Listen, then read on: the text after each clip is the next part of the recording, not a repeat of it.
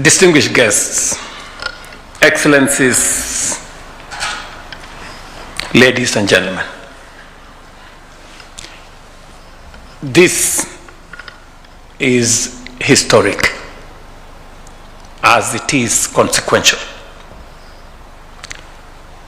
This is a very significant moment and a solemn one at that. It is solemn because today we seek to make amends for harms that have never been truly repaid. No compensation can restore a life lost. No reparation can fully erase the pain of a parent who buried a child, a spouse who lost a partner, or a family forever changed by tragedy.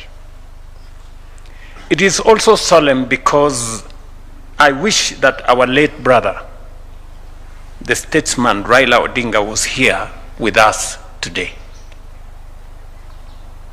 But I want to thank his brother, now party leader of ODM, Dr. Oburu Oginga, for making it to this function.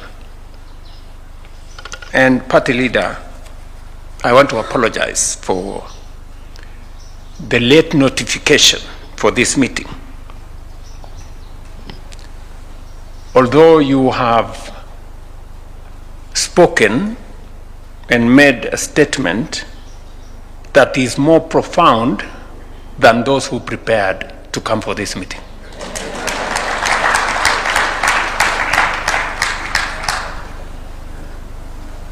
This is one of the commitments we made to the Kenyan people. It was born out of a shared conviction that Kenya could not continue traveling the same painful road, generation after generation, protest after protest, tragedy after tragedy. Today, we take an important step towards fulfilling that commitment. I am happy that the Honorable Oburu Odinga is here to represent my late brother, the Honorable Raila Odinga. Many have spoken about these issues over the years. Many have acknowledged the pain. Many have promised action. Today, however, we move beyond words. I stand here pleased that we have reached this milestone, saddened by the circumstances that have made it necessary, humbled by the trust placed in us by victims and their families, and optimistic that this marks the beginning of the end of a painful chapter in our national life. Our country has been undergoing profound socio-economic and political transformation. Across Kenya, citizens have consistently expressed a desire for a future that is more just, more inclusive, and more responsive to their aspirations. Never before, however, have Kenyans expressed such a deep and widespread yearning for change and renewal. That yearning is legitimate, it is democratic, and it is protected by the Constitution. The right to assemble, demonstrate, picket, and petition under Article 37 is not a favor from the state. It is a constitutional guarantee. It is one of the freedoms that define us as a democratic nation. Yet, we must also confront an uncomfortable truth. For far too long, whenever Kenyans have exercised these rights, too often the outcome has been violent, injury, loss of life, destruction of property, bitterness, and division. Families have buried loved ones. Young people have carried physical and emotional scars. Businesses have been destroyed. Police officers have been injured. Communities have been left traumatized. We must also acknowledge a difficult reality. There has been instances where the response to public demonstrations has resulted in excessive use of force, violations of rights, and loss of life. Equally, there has been occasions when legitimate protests have been infiltrated by criminal elements, leading to violence, looting, destruction, and harm to both citizens and law enforcement officers. The truth is that whenever this cycle unfolds, Kenya loses. Citizens lose. Families lose. Businesses lose. The police lose. And our democracy is diminished. Then, almost predictably, the blame game begins. One side points to police brutality. Another points to criminal elements and organized violence, to goons. Politicians trade accusations. Television studios fill with rage and outrage. The nation mourns, and then we move on, only to repeat the cycle again. Perhaps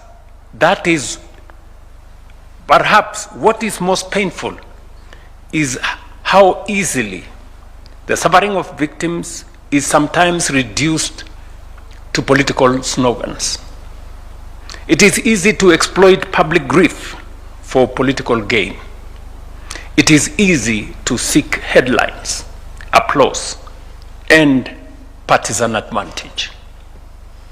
What is much harder is to sit with the families who have lost loved ones, to listen to those carrying physical and emotional wounds years after the cameras have left, to comfort those whose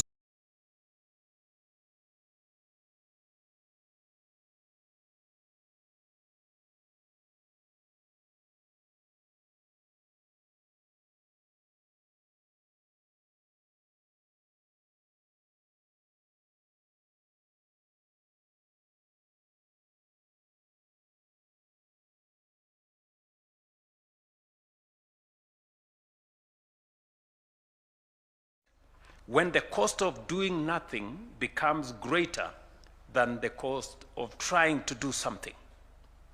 Leadership is not about choosing what is comfortable. It is about choosing what is necessary. And so, we have chosen to act, not for ourselves, not for political advantage, but for Kenya. Our commitment is not in words alone. It is also in deeds. I remember very well when we discussed this both in the NADCO framework and also in the 10-point agenda UDA ODM framework. And I remember the occasion that has been spoken to by the Honorable Junet and the Honorable Oburu, when I had occasion with the late Prime Minister Raila Odinga. And when I told him that I had made the decision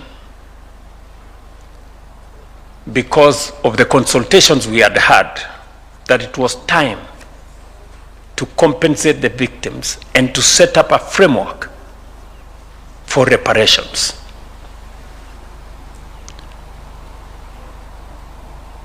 And he encouraged me and he told me, Mr. President, this is the right thing to do. And let's do it now.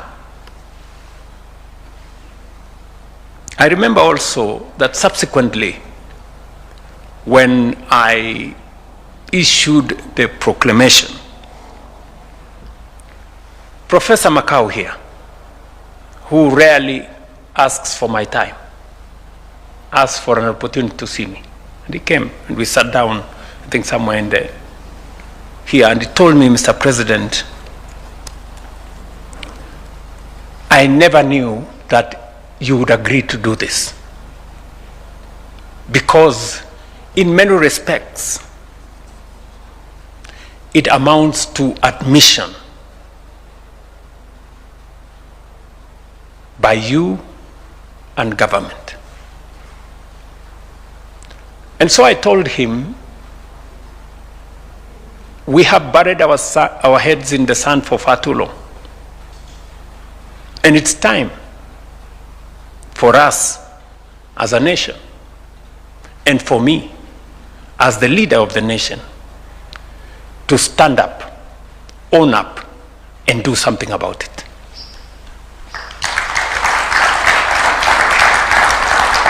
That is why, through Gazette Notice number 12002 of 2025 and other instruments, I set in motion the process of compensating victims of protests and public unrest. As part of that process, I appointed a distinguished panel chaired by Professor Makau Mutua, honoring a commitment that I had made together with my friend, the late former Prime Minister Raila Odinga, that we would not merely speak about this issue, but walk the journey to its conclusion. I tasked the panel with helping us confront a challenge that Kenya had carried for far too long, and with developing a framework that would place victims, justice, accountability, and national reconciliation at its center. Subsequently, the court directed that the framework be developed by the Kenya National Commission on Human Rights. And that is why today we gather to launch the fruit of that work. And as was said earlier, I subsequently issued Presidential Proclamation number 1 of 2026 in accordance with Article 2542 of the Constitution, charging the Kenya National Human Commission on Human Rights with the responsibility of developing and submitting a framework to guide the provision of compensation for victims of human rights violations, including those arising from public protests. The proclamation was subsequently published as Kenya Gazette number 3114. I wish to commend the Kenya National Commission on Human Rights for their dedication, wisdom, and patriotism in delivering this framework for compensation and reparations to victims of human rights violations during protests and picketing.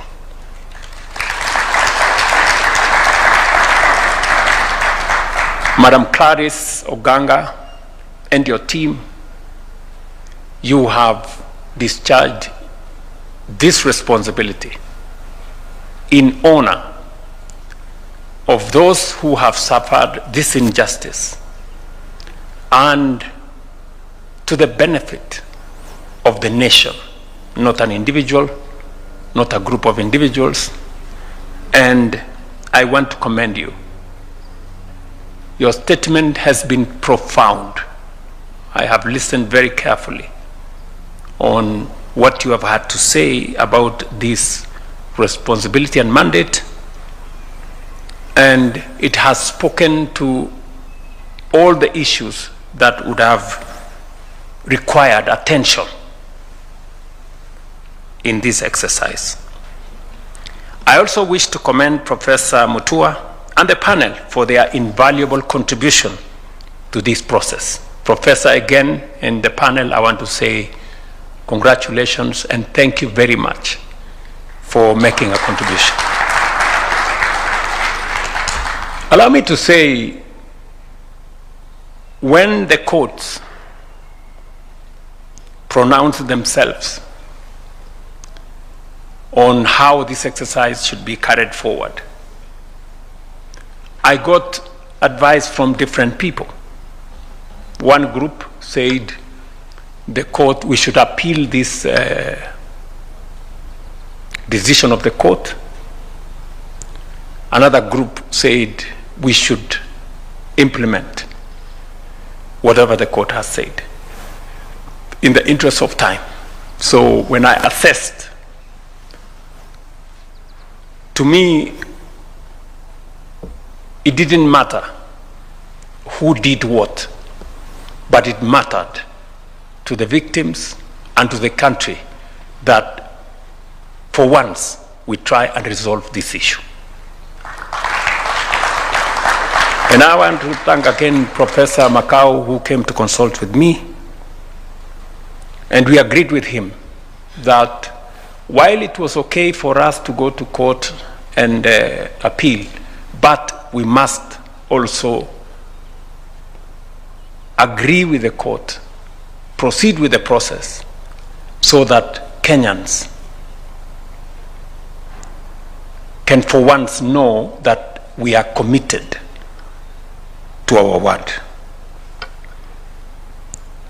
This framework represents a major milestone in protecting the rights of those harmed during protests, advancing social reconciliation, providing redress for victims, and strengthening our democracy.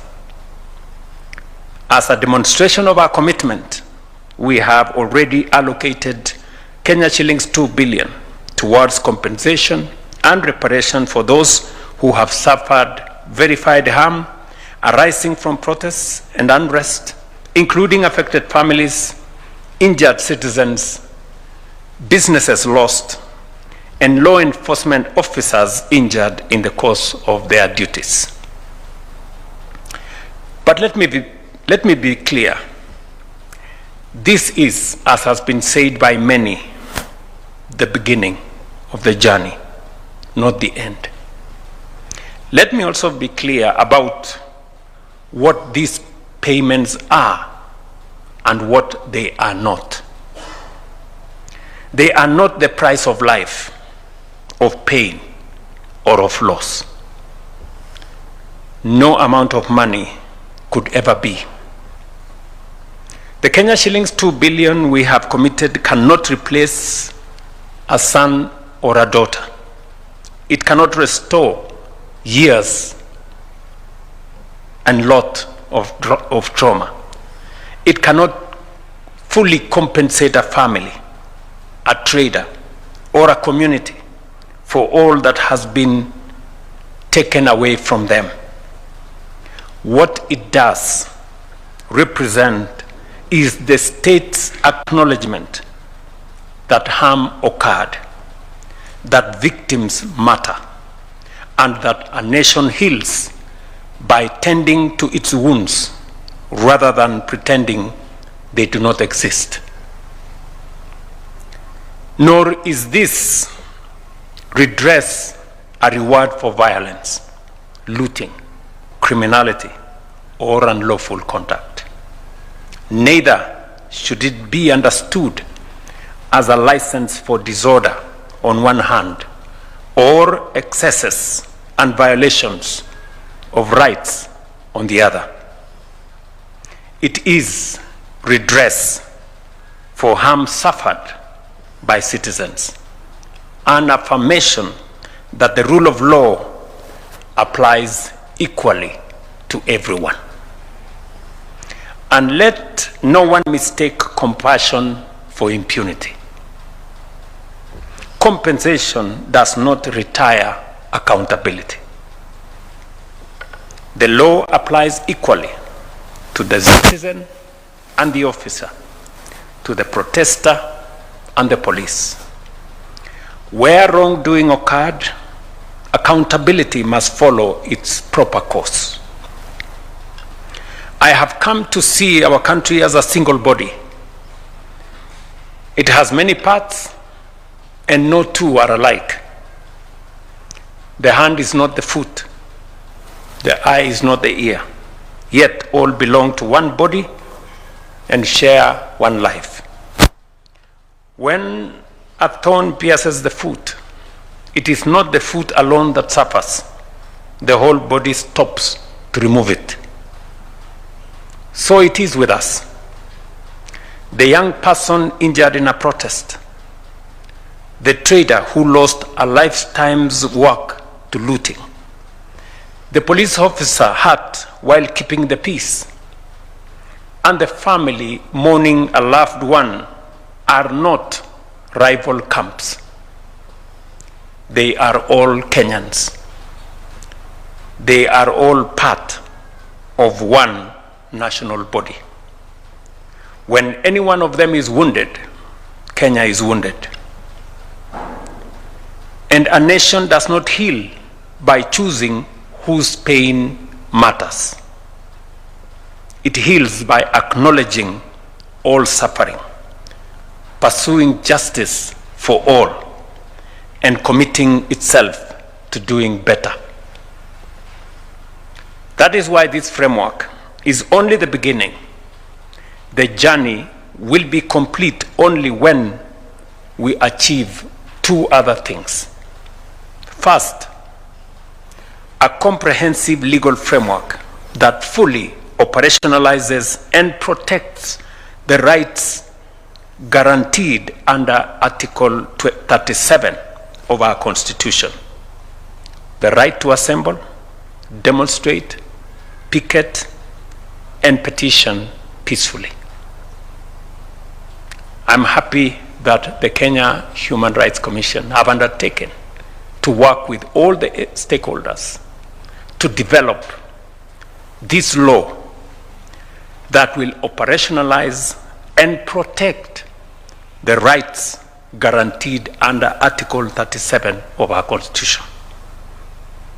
Secondly, to reform and have a training manual that reshape our police service and how they manage public demonstrations, ensuring professionalism, restraint, accountability, and respect for constitutional rights. Together, these reforms will strengthen the health of our democracy, because compensation, properly understood, is not an end in itself. Compensation addresses the consequences of past failure, but reform must prevent their recurrence. We must also recognize a new challenge of our time. Artificial intelligence and digital platforms have transformed how information is created, shared, and consumed, especially among young people.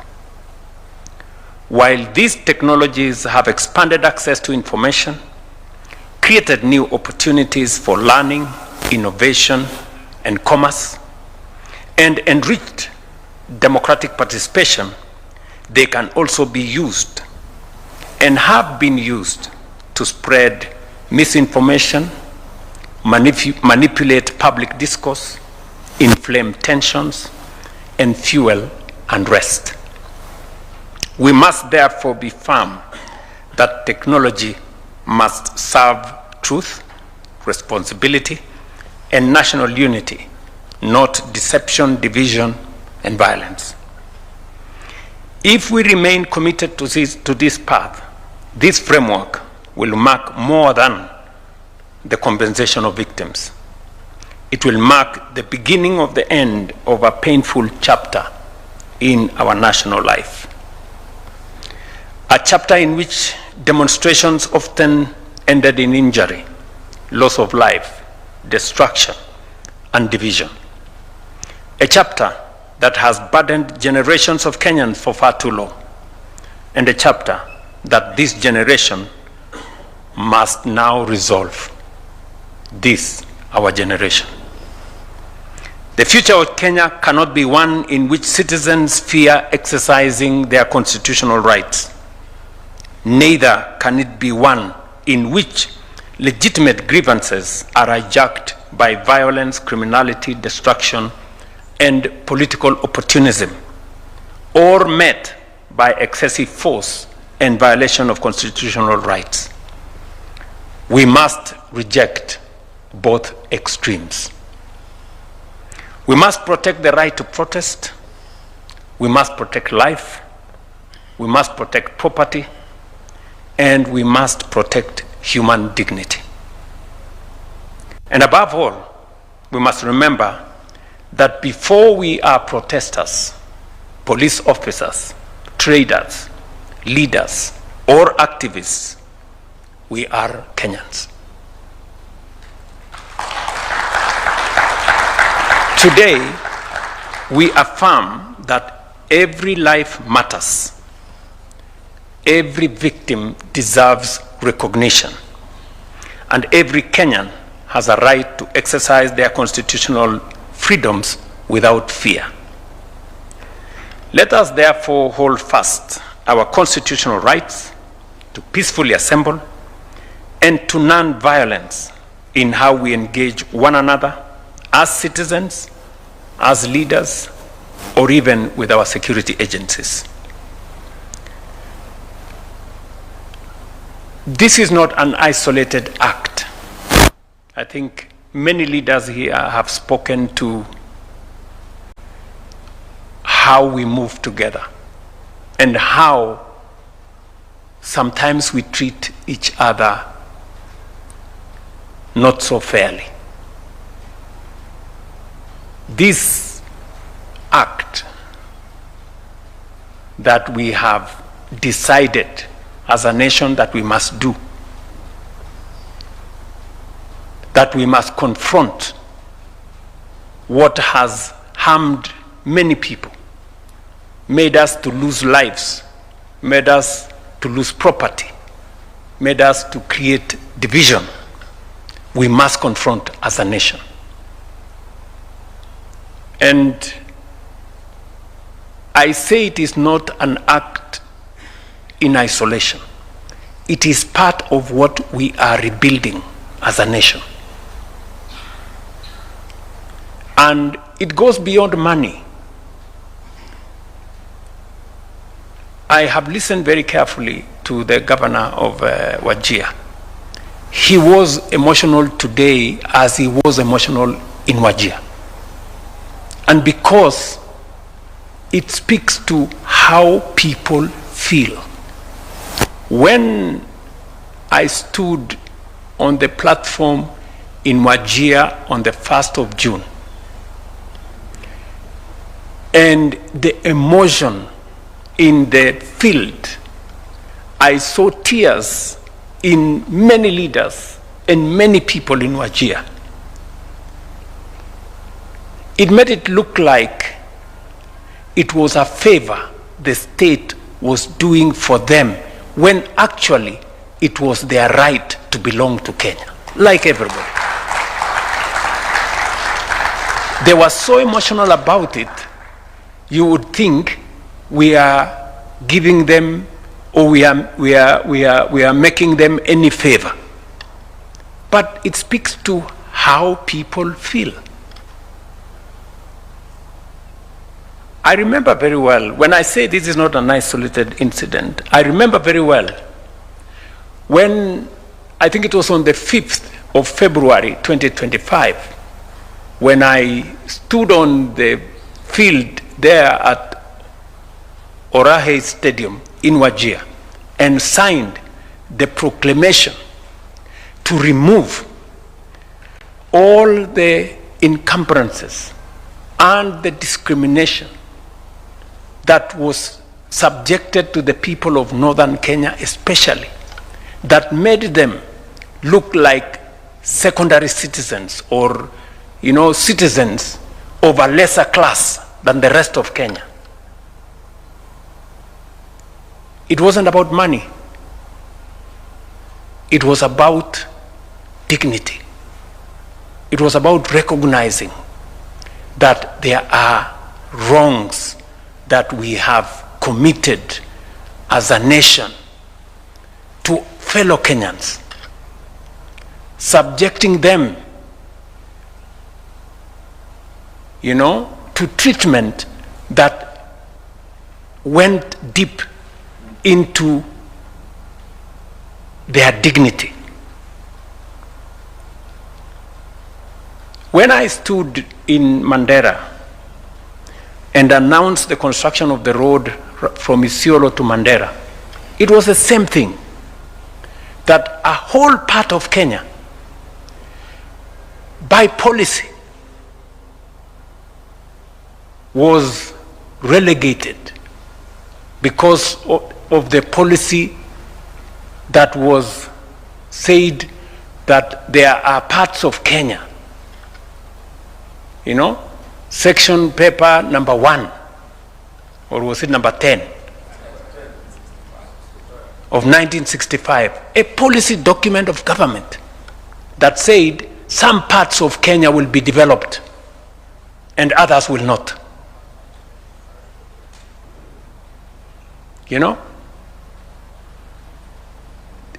These are things people take for granted.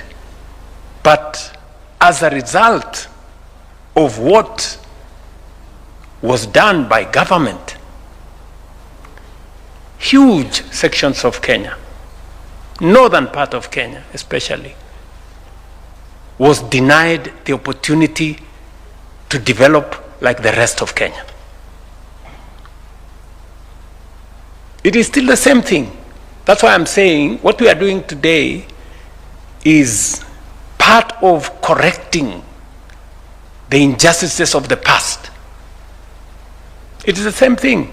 When I stood 3 months ago in Mombasa and pronounced myself on what we are doing to redress the squatter problem in our coast region that has subjected millions of citizens to the indignity of being squatters, secondary citizens in their own country.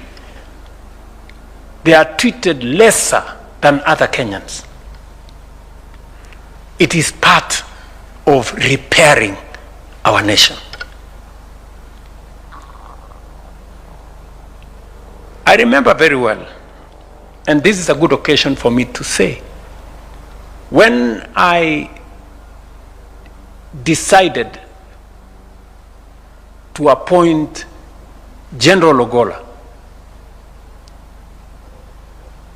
I was correcting the negative profiling of some of our communities, that there are positions that are reserved for some people and there are positions that can never be occupied by other people. An injustice and a stigma on a whole community. It needed to be corrected. And it is the same thing when it came to the formation of the broad-based government.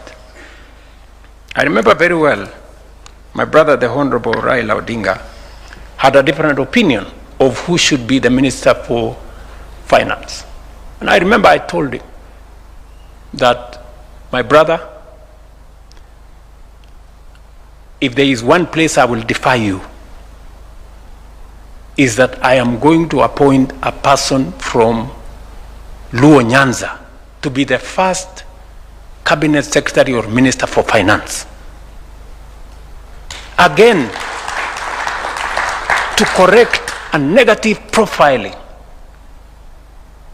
of a whole community, that they don't care about property.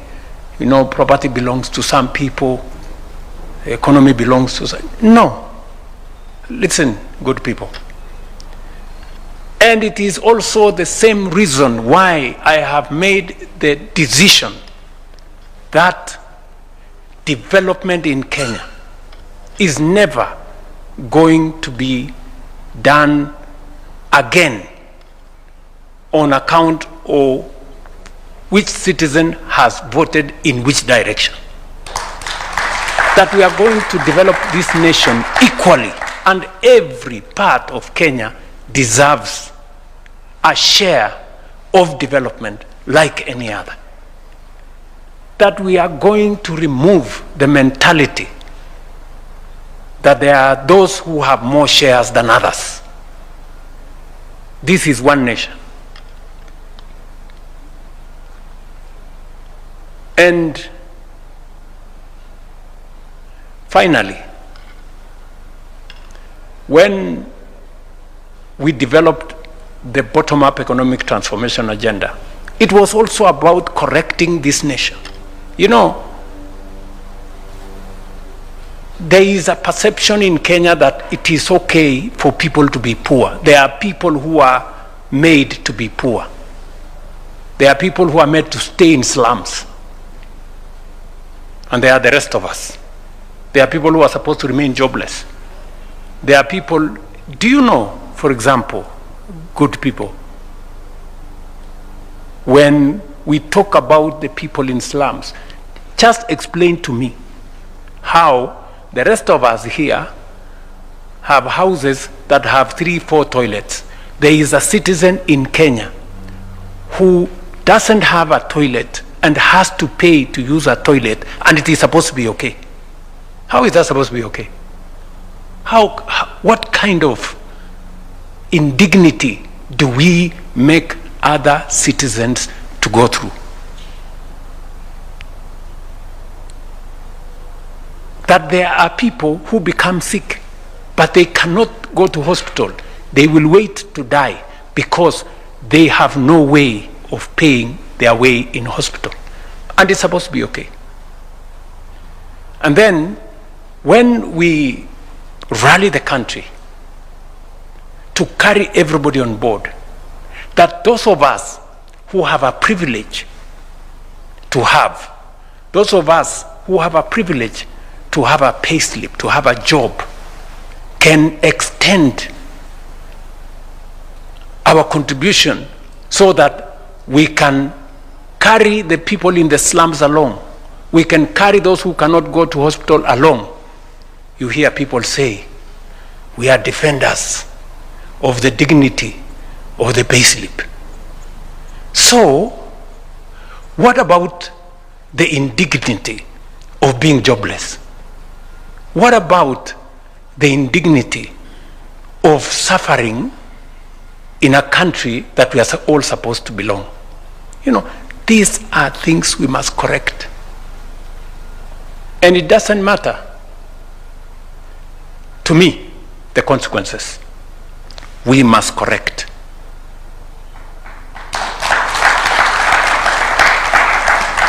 And so, this occasion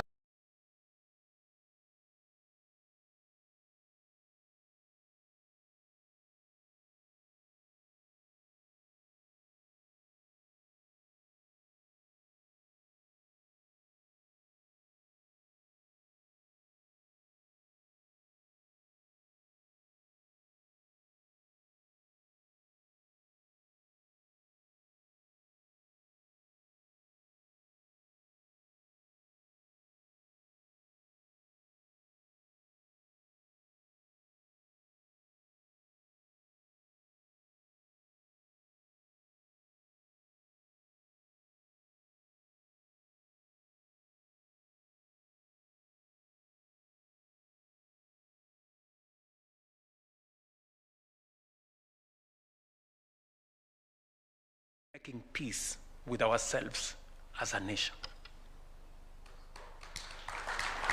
And I really want to persuade us as leaders to lead from the front. Many people have spoken to how it is easy to dodge this kind of thing. You know, there are so many reports that have been done. You know, one good friend of mine told me, you know, if you go this journey, you could easily be taken to The Hague because you are actually admitting that your government and those others have committed crimes. But so be it. We must confront this occasion. I've had to make very difficult decisions, so this is no excuse. Let's make this one as well, so that we can take the nation forward. And I want to congratulate the Kenya Human Rights Commission. You have done a good job. You've really done a good job. I mean, when somebody does a good job, let us call it what it is. Carry forward. And I have listened to you very carefully, and you have said that we need to make resources available to you and your commission so that you can discharge your responsibility, because it is now almost a requirement that whatever it is we do, whether we are keeping the peace or we are running development, it must be in tandem with the rights of people. And so I agree with you, and I am very happy that you are making this request when everybody is sitting here. The people who appropriate money are sitting here. The people who work on a budget, they are sitting here. The executive is here. The deputy president is here. You are listening to what he has said. The leaders of majority, the leaders of minority, the people who run parliament, our speakers are here. I think the chair, Clarice, and her team deserve the request they have made. Yeah, and all of us will pull from wherever we can to make sure that this happens. As you are aware, this conversation we are having in Kenya is not an isolated conversation. It is the same conversation we will be having tomorrow in France. And we will be having tomorrow a conversation about fairness and about how we treat each other. We will be making, personally, I will be taking a very candid position that as a people, we do not want relationships with others based on dependency. No, we want a relationship of sovereign equality. I will be taking the position tomorrow on a relationship not based on charity, aid, or assistance, but on mutually beneficial partnerships. Not a relationship based on extraction of our resources, but on investment that benefits us and benefits those who are investing. It is a conversation about relationships. How are we living together? We will be pitching for a different international governance and international financial architecture. One that recognizes everybody. You know, we have had a United Nations that exactly treats some as more equal than others. We are saying it is no longer tenable, it is no longer acceptable to have an organization that is not representative, that is not democratic, and that is not accountable. We're going to be taking a very firm position, and Kenya will lead the way on behalf of this continent. Because they say any injustice anywhere is injustice everywhere. And we do not be victims of that. I think there was a saying that when they came for I don't know who, you did nothing. Then they came for the next guy, and then when finally they came for you, there was nobody. So we have to take our position, and that is how we're going to relate. That's how we're going to build a much more fairer world as we build a much more fairer country. Ladies and gentlemen, let the measure of our success not be in how much we pay, but in how much we reform, so that the wounds we tend today are never inflicted again. That is the promise of this day. That is the responsibility of this generation. That is the Kenya we must build together. And this is my solemn commitment to the nation. May God bless you all, and may God bless our country, Kenya. Asanteni.